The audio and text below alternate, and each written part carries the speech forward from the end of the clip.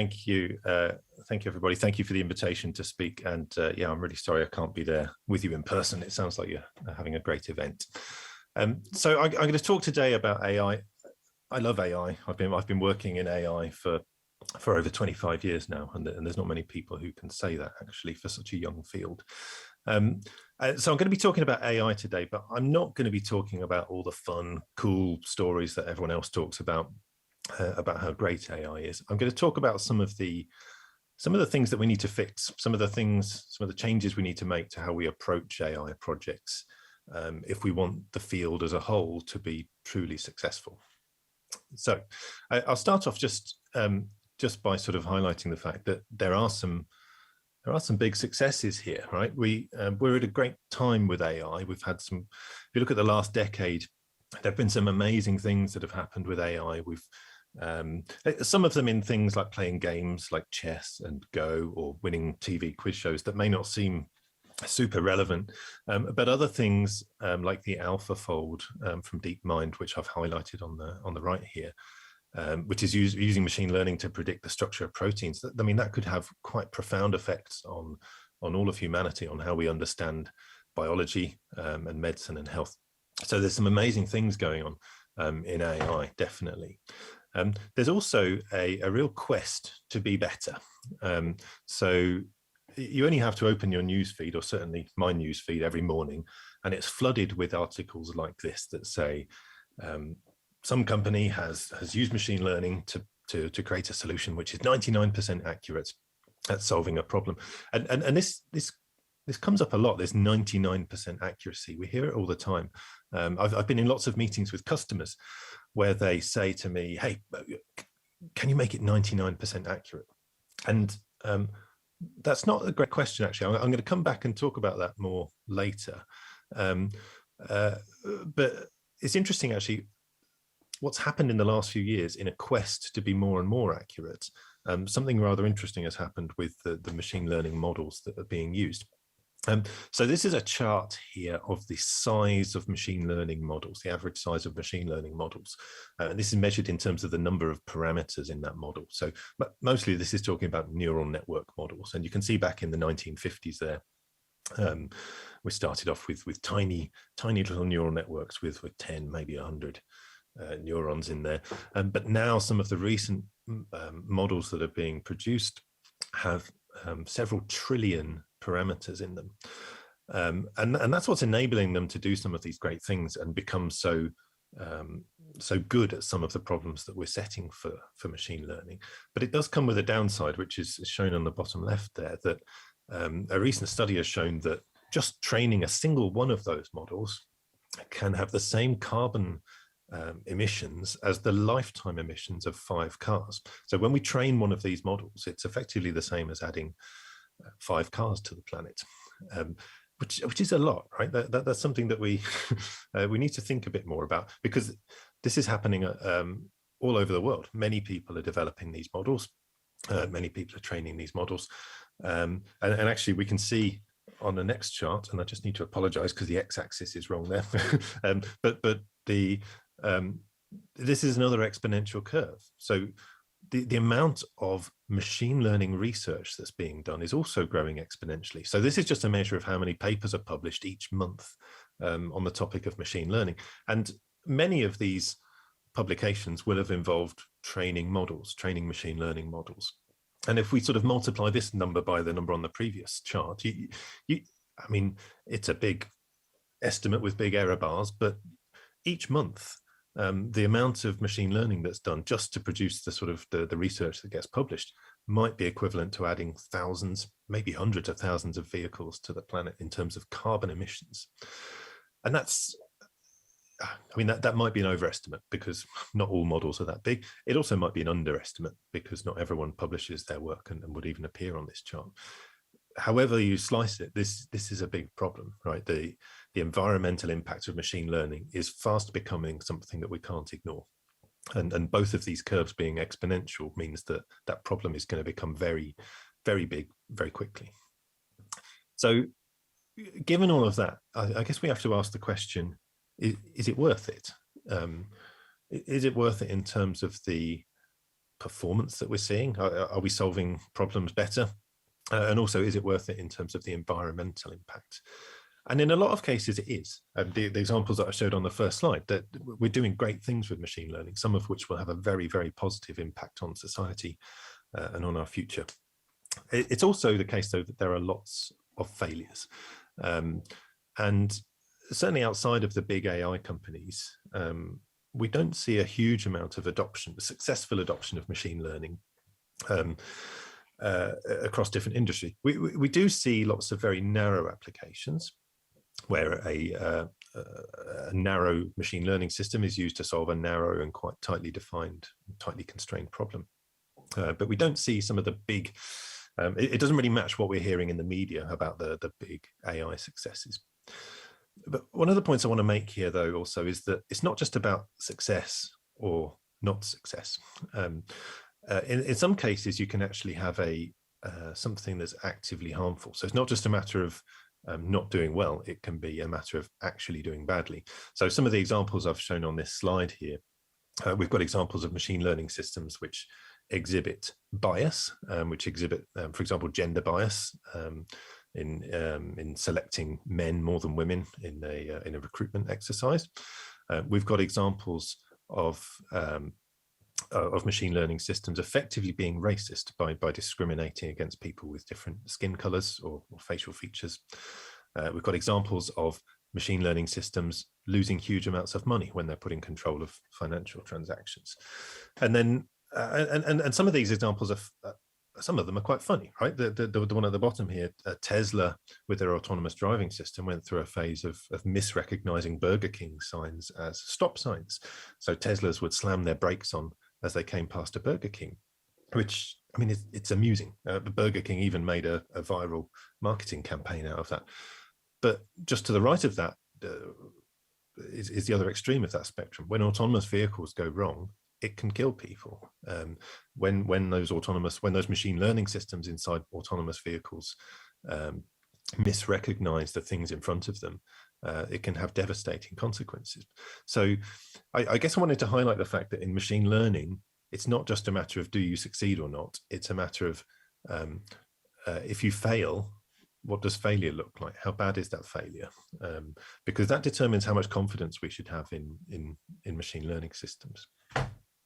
So why is there this disconnect between what we hear in the media and the popular perception of AI versus the commercial reality of what we're actually seeing on the ground? And to me, the answer to that question lies in accuracy, which we started off talking about. So as a thought experiment, and I wish I was in the room with you here because I normally ask people to raise their hands at this point. So just imagine this system. So we have a system here, a medical imaging system, which is designed to examine images of tumor tissue, breast cancer tumor tissue, and try and decide whether those cancers are, whether those tumors are malignant or benign. And this system is pretty good. It's got 85% accuracy, which I think is better than a lot of humans are at this task. And it's right up there with the top performance you can get from a machine learning system. So the question I guess I have to you to think about is, would you use the system? Would you trust this system? Would you, would you personally as a patient trust the output of this system? Or if you're a manager, would you buy this system? Would you invest money in this system on the basis of it being 85% accurate? And a lot of people would, because 85% is quite high. However, in this case, you really shouldn't trust this system because it's a bird sitting in a box, which has been trained to recognize tumors. When it's correct, it gets a reward. When it's not correct, it doesn't. And over time, it's worked itself up to this 85% accuracy. And I mean, this is funny, right? I use this example because it's funny, but I use it also because it's a nice example of why we shouldn't trust things just because they're accurate. Of course, we shouldn't trust this system. It's just a bird, right? It's not robust. It's not reliable. We have no idea how it's solving this problem. It's certainly not reliable. It can fly away any second. It's not a good solution to the problem.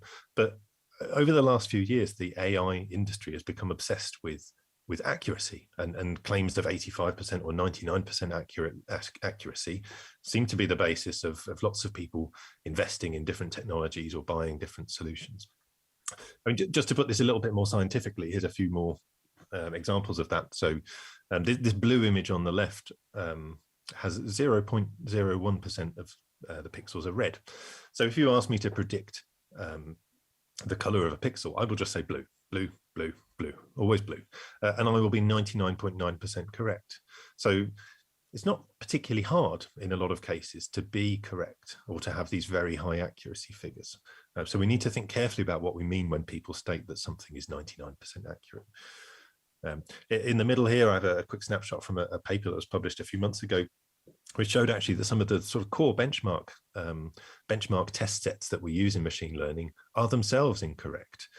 So some of the image analysis benchmark tests that we use, some of those, the labels that we test against there are only 96% correct themselves. So anyone who claims to be getting more than 96%, you have to question what that system is actually doing, and whether it's really good, really as good as it claims to be. And lastly, just a more intuitive one. Certainly, as someone who's been working in machine learning for a long time, if someone comes to me and says their system is 99.9% accurate, I generally see that as a red flag. I see that as a sign that your system is bad, not that it's good, because in the quest to get that rather extreme accuracy, that model has probably fitted itself to every bit of noise in the data, and in doing so has probably made it less generic and more fragile and less likely to survive in contact with the real world. So yeah, accuracy is not all it's cracked up to be. And just for a more sort of human example, imagine yourself in this situation. Imagine yourself standing with the apple on your head there, and the archer says that they nearly always hit these. Maybe they hit these shots 99% of the time. Would you have confidence in that system? Would you stand there and be shot at? I don't think people would, because accuracy is not all that matters when it comes to trusting an AI system is doing the right thing, and thinking about whether we should really put our faith in it, put our business on the line by deploying a system based on an AI, an underlying machine learning model.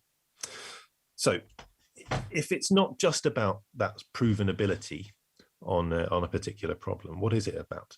So most of the time, this is all that people care about. As I've said, people just say, my system's 99% accurate. That means it's good. Therefore, you should buy it. We should use it. We should trust it. In reality, that's just one of a number of different issues. And I could list 10 more, 10 more issues that we need to be thinking about when we're deploying AI solutions. And I would argue that all of these are just as important as accuracy. All of these at least need to be considered when you're designing or deploying, when you're buying a machine learning system. You need to be thinking about all of these things, not just the headline accuracy that's stated. And we haven't really got time to discuss all of these, but I'll pick a few of my favorites out here. So privacy, that first one there. These large machine learning models have a habit of memorizing the data that they're trained on, and then leaking it out at a later date. And that's not really a problem if you're just developing some sort of industrial control system for a factory. Who cares? But if you're developing a healthcare application that's training on people's sensitive personal data, you really need to be thinking about this. You need to understand what the risk is there, and you need to understand the technologies and the tools that are available to mitigate that risk. Humility up at the top right here is one that is getting a lot of attention at the moment. We really need our machine learning systems to know what they don't know. We need them to be able to tell us when they are in unfamiliar territory, when they're seeing inputs that they've never seen before. Because in some situations that really matters. If you think of the autonomous vehicle, for example, we want our car to tell us and say, hey, human, I've not seen this before. I don't know, I can't understand the scene in front of me. Can you take over?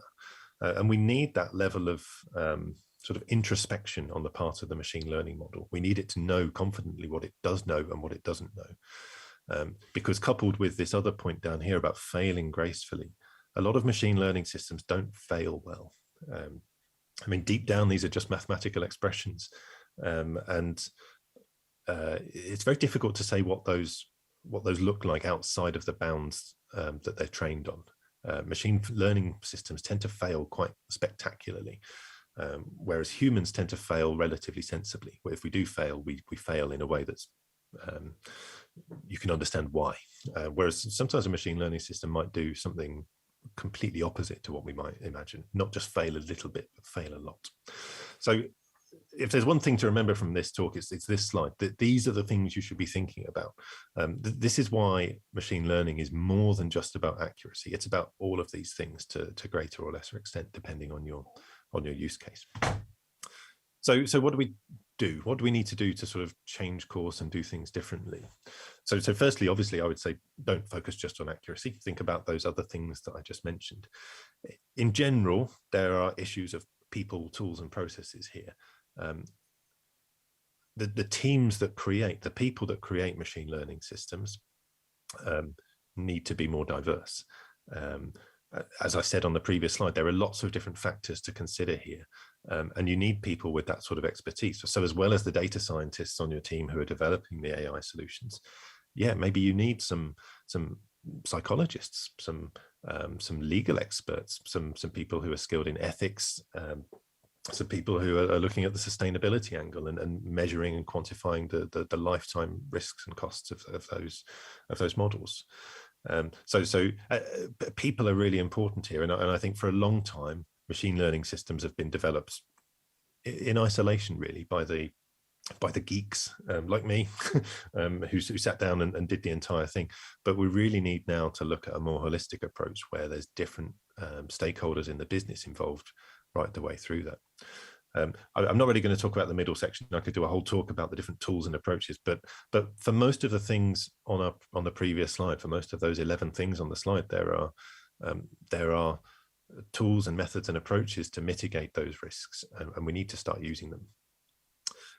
Lastly, on processes, I guess I would say we need to stop thinking of AI and machine learning projects as software projects. I mean, yes, they're implemented in software, but really, when you're making a machine learning system to make business decisions, we need to look at that as a business project, and it needs to involve all the necessary business stakeholders, because ultimately that machine learning model will embody and encode your business philosophy, your business policies, and the success or failure of your business might rest on how that thing behaves in the real world.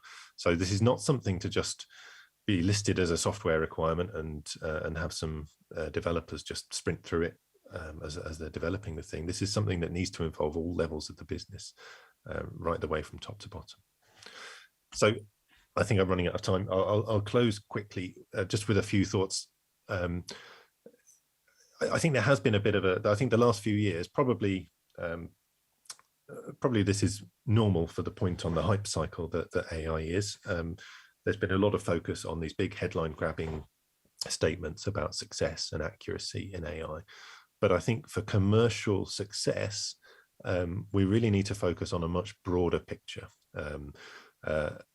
It's more than just accuracy. It's all of the things I mentioned on the previous slide.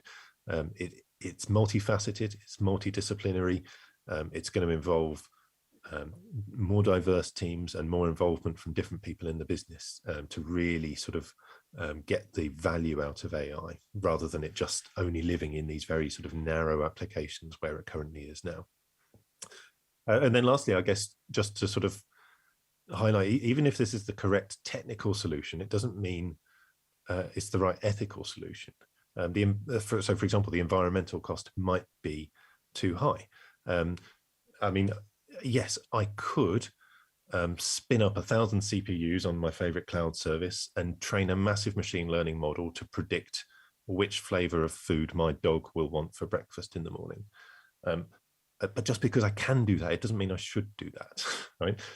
The environmental cost of that will be massive, and we need to start thinking a bit more thoughtfully rather than thoughtlessly about these things. And lastly, the types of failure might not be acceptable. This sounds like a very negative point, but we really do need to think about how machine learning things fail. I think a lot of the focus has been on what does success look like? How good could this be? But in a lot of cases, we really need to be thinking about how bad could this be? What does failure look like? What's the worst type of failure that we could have out of this? And rather than judging by how good the best success is, we need to judge systems by how bad the worst failure could be. So that's all I really wanted to say. I'll leave you with this final thought, I guess the catchphrase of the talk today. Don't just ask, can we do it? But instead, with AI systems, we should increasingly be thinking about, should we do it? I mean, do we need it in the first place? Is a machine learning system fair and unbiased? Is it ethical? Will it work safely in the real world? Do we understand how it works well enough to have trust that it won't make bad decisions? And is that environmental cost that's massively increasing, is it really worth it? With that, I'll finish. If we have time for questions, I'm happy to take some.